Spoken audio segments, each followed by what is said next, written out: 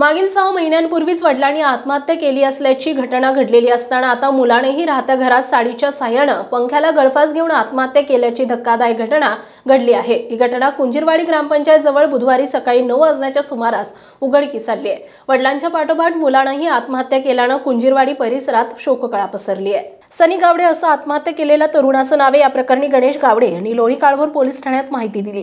तर 6 महिन्यांपूर्वी गणेशचे वडील हनुमंत गावडे यांनीही आत्महत्या केली होती। मिळालेल्या माहितीनुसार सनी गावडे हा बेरोजगार होता, तसेच त्याला दारूचे व्यसन मोठ्या प्रमाणात लागलं होतं।